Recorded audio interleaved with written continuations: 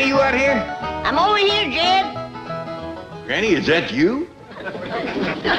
Shucks, no, Jed. I got prettier feet than that. Prettier drumsticks, too.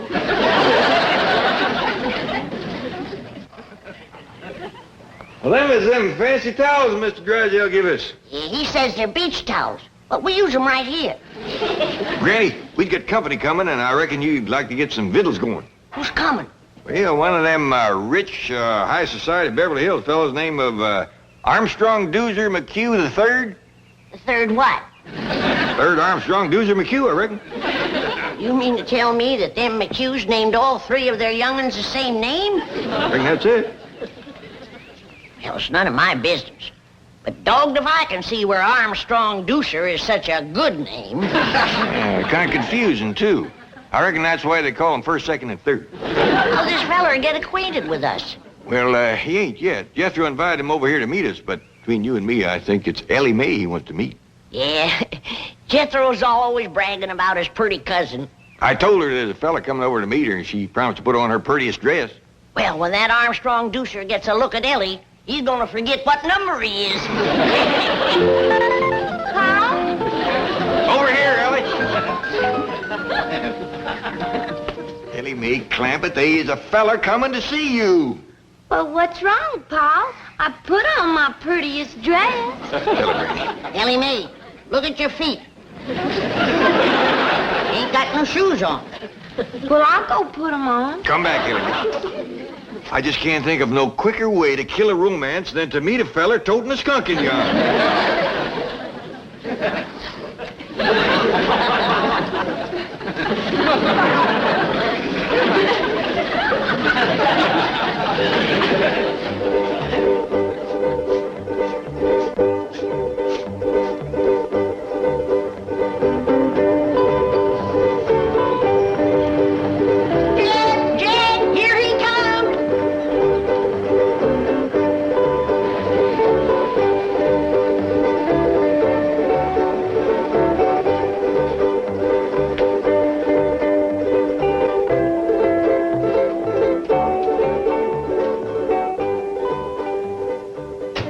Is this the Clampett residence? Yes, sir. Thank you.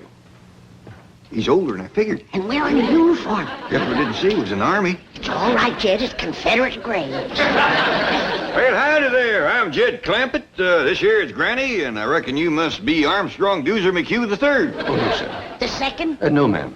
That explains him being older. He's the first. Jethro, Armstrong's here. Sir, you don't understand. Excuse me.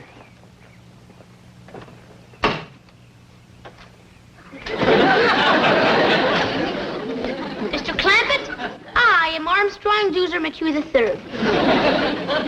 Well, howdy there, Armstrong. I fear you're mighty young for Ellie. Sir, I'm here to play with Jethro. We're classmates in the 5th grade.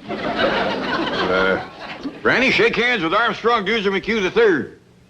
Howdy, third. I am delighted to make your acquaintance. Mighty big spread of years between the first and the third. Appears to be the second. It'd be just about right for Ellie. It's Jethro! Oh, please, sir, please. Master Armstrong is very delicate. Jethro won't hurt me. He's my friend. But you might get a nosebleed at that altitude. Master Armstrong is under the care of several specialists. He's very sickly. Wilkins, please. Last week we had nurses around the clock. Even got a sick clock. Master Armstrong, please. You're not to get excited. Would you like a tranquilizer? No. Come on, everybody. Let's go in the house. I got some victuals cooking. One moment, please. I must go in the house before Master Armstrong. I'm sorry about Wilkins, but he has his orders.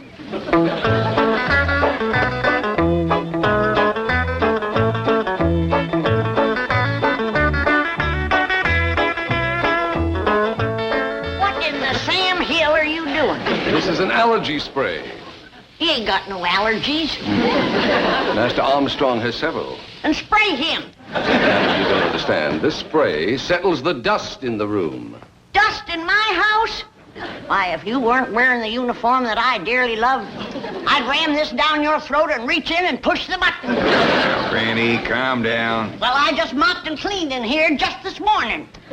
Madam, the air is filled with minute particles invisible to the naked eye. I don't see him.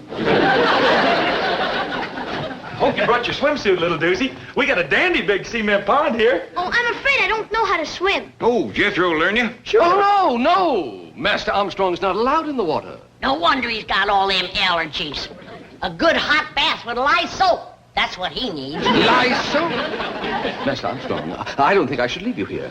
Please, Wilkins. Well, I'll take your temperature and blood pressure before I go. No, Wilkins, I feel fine. Oh, very well. With whom shall I leave the young master's schedule on rest, diet, medication, and telephone numbers of doctors? Well, if it's anything to do with Doctor and Granny, here's the best. Very well. There you are. Now then, antihistamine pills, tranquilizers, acid pills, anti-acid pills, vitamins, iron, liver, yeast extract, antibiotics. Open up, Master Armstrong. It's time for your throat spray. Just a precautionary measure to see that he fights off the respiratory virus. If that rascal comes around here, I'll fight him. Over to school, all the big fellas is always picking on little doozy.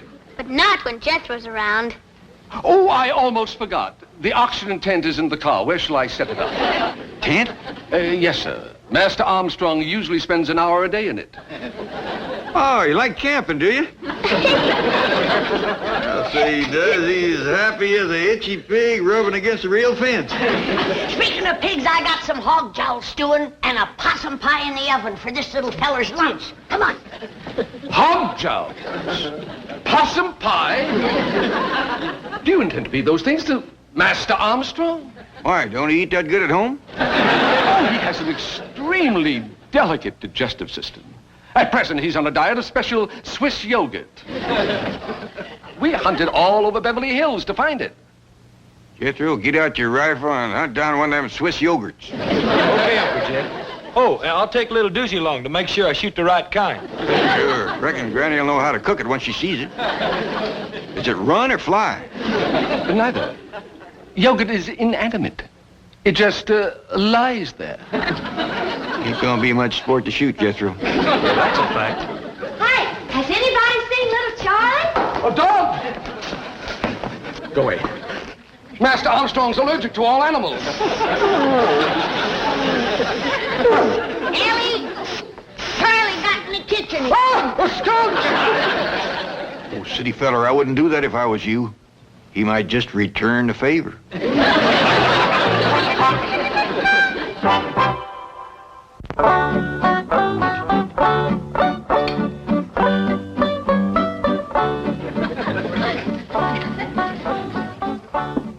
Oh, I'm sorry.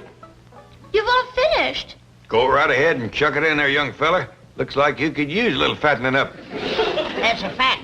I throwed away chicken bones with more meat on them than he's got.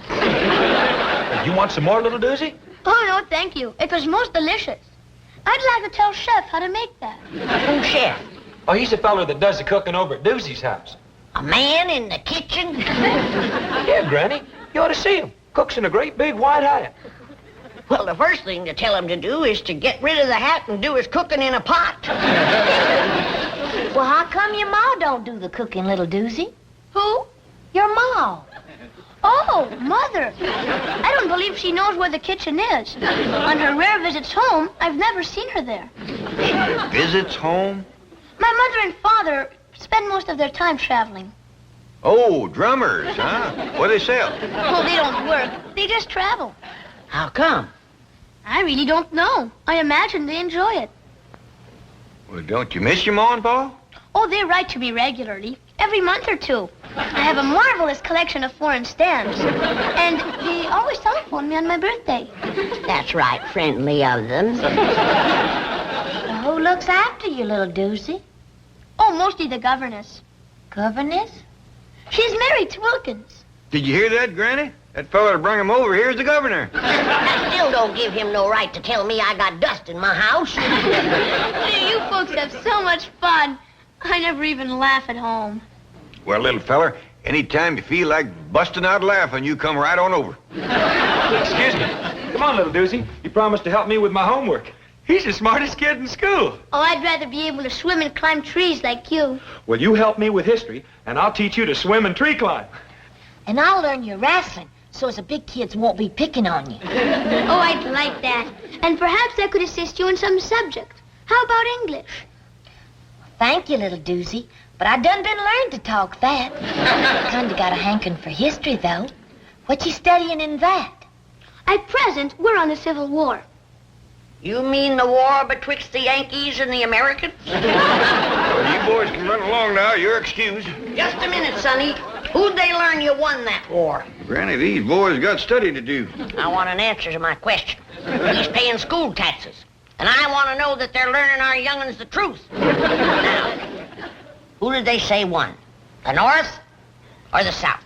Oh, I wish I was in Dixie down south, the south.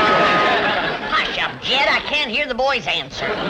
Why, madam, every true student of history knows that glorious armies of that brilliant and beloved leader, General Robert E. Lee, were never really defeated. Hallelujah. Stay for supper. Come on, Jethro. Hey, little doozy. Didn't our history teacher over to school say that... Oh, I wish I was in Dixie down south. Smart little feller. But I gotta learn him the right words to Dixie.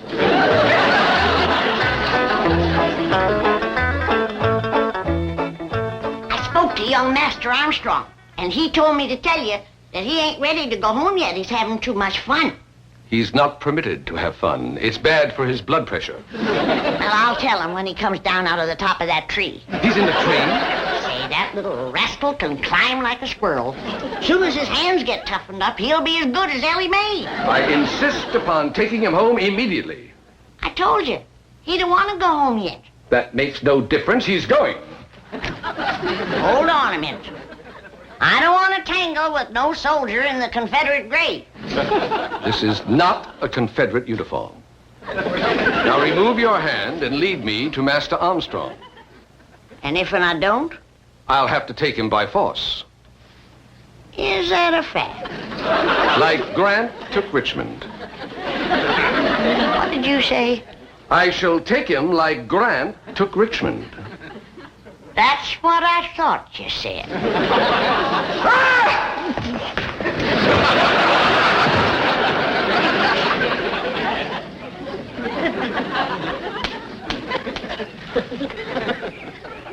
I'll be back. Well, you better bring Grant with you, and his whole army.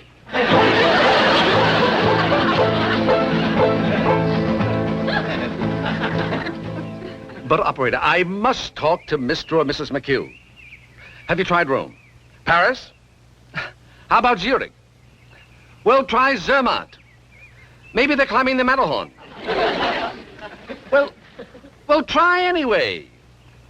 Maybe their hotel has a long extension cord. Operator, this is urgent.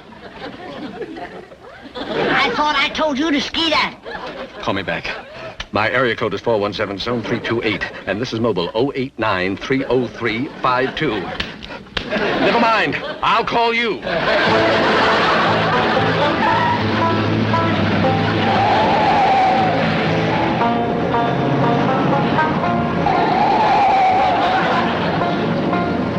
You didn't take a gun to the governor, did you? He ain't no governor. He ain't even a Confederate. And what's more, he ain't got all his turnips. You mean he's touched? He was a-setting in his automobile pretending to be talking on a telephone. I wonder how come so many of them kinds seem to wind up out here in California.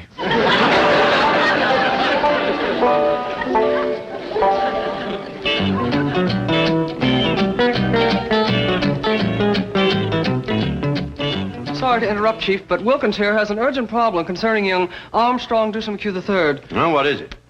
Well, to fill you in, Chief, Armstrong Dewson McHugh III's father, Armstrong Dewson McHugh II, has appointed the bank executor of his will, administrator of his estate, and guardian of Armstrong Dewson McHugh III in case something should happen to Mr. and Mrs. Armstrong Dewson McHugh II. And that is why Wilkins here, and very wisely, has come to you in this crisis.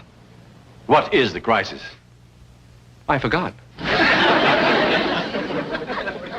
Oh, yes. Young Master Armstrong is being held a prisoner. Call the FBI. Do you know who has him? A hillbilly family called the Clampetts. J. Edgar Hoover, please. Never mind, hang on. Wilkins, the Clampetts are my next-door neighbors, my largest depositors, and my personal friends. And the very salt of the earth. Sorry, Chief. But, Mr. Drysdale, young Master Armstrong is extremely frail and delicate, and the Clampetts refuse to give him the proper food or rest or medication. They're exposing him to great danger. Get the Clampetts on the phone. They won't harm the boy. But I'm afraid they already have. They've got him climbing trees and eating possum pie. Delicious. But they're violent people. Granny threatened me with a shotgun. What did you say about the South? The South what? Granny! Jane Hathaway here. Could you call young Armstrong Deuce McHugh III to the telephone? I don't hardly think so. He went out to the cement pond to swim. Thank you, Granny. Goodbye. Nothing to worry about. Master Armstrong is in swimming. But he doesn't know how to swim. But Jethro, I don't know how to swim. Oh, don't let that worry you, little doozy. We can learn anybody. Why, heck, Ellie Mae even learned her cat. Come on, Rusty. Look there.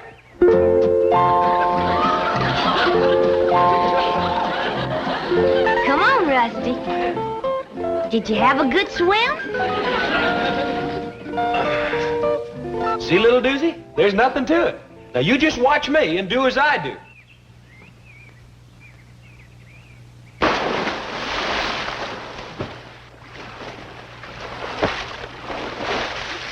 Come on, little doozy.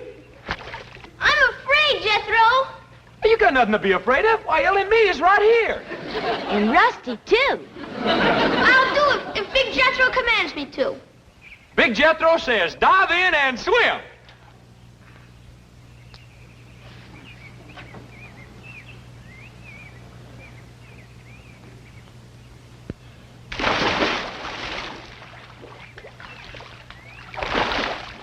Look, Jethro, I'm swimming! You sure are, little doozy. You just done swum right out of your swimming suit.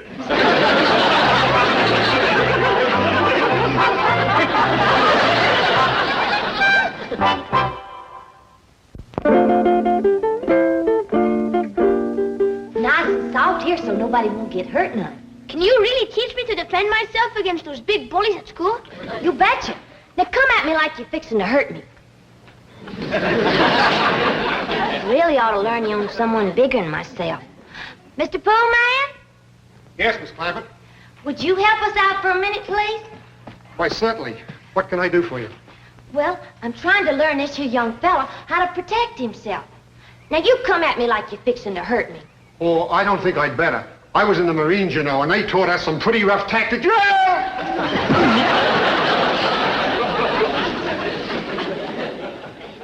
By any chance, were you in the 3rd Battalion?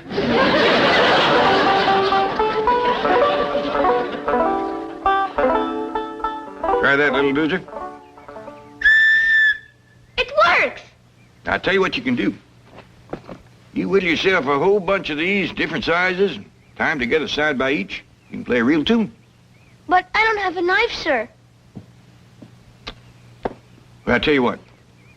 If you promise to handle it real careful, like I showed you, safety first, don't cut yourself, you can have this one. Gee, thank you, Uncle Jed. You know, by rights, I ain't your Uncle Jed, just Jethro. Oh, yes. I'm sorry, Mr. Clampett. But seeing as how you're such a good friend of Jethro's, you can call me Uncle Jed. Now remember, Third, you gotta keep your eye on the cork. And when the cork starts bobbing around in the water, then you know that a fish is nosing around the bait. And then, when the cork all of a sudden ducks under the water, then you know old Mr. Fish has grabbed the bait. And you pull him out. Can I hold the line, Mrs. Granny? Sure, you might as well get the feel of it. I caught something! Oh, you couldn't have. There's nothing in there. It felt like a whale! Help me!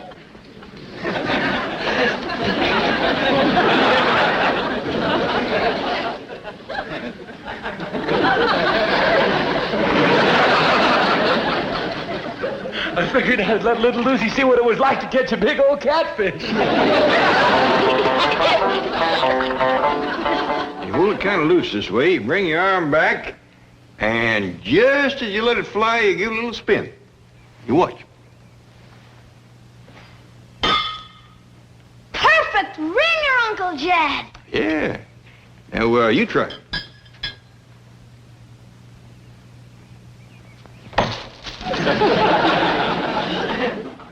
Now, you see how handy it is to be able to climb a tree?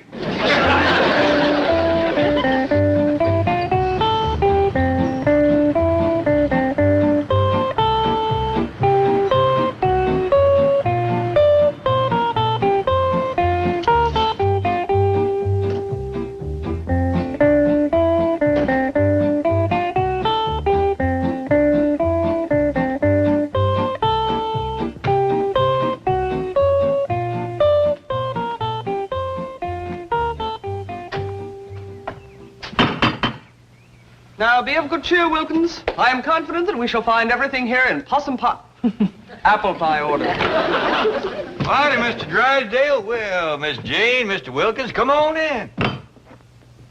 Gonna bake a tater pie to give to little Goose.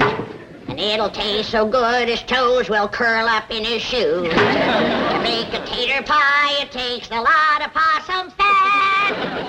I don't think that feller chef can bake it in his hat. Greetings, Granny. Oh, Granny. Thought I told you to secede from these parts. Annie. Madam, I demand to see Master Armstrong immediately. Don't wake him up. He's taking his nap. Yeah, you see, he's getting his rest. Needs it, too. Poor little feller's all tuckered out. Which bedroom is he in? He's napping right out there in the sun. The sun! His skin is far too sensitive to be exposed to ultraviolet rays.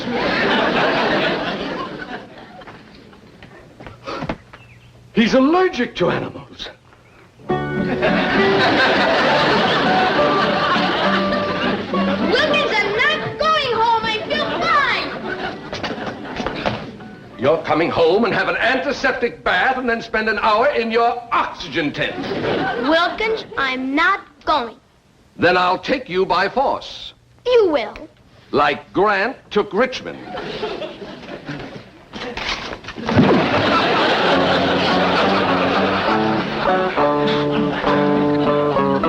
Master Armstrong. I'll call you when I need you.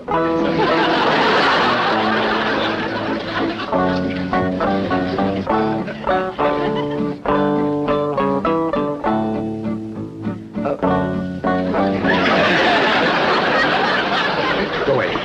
Scat. Scat. Scat. Scat. I wouldn't do that if I was... I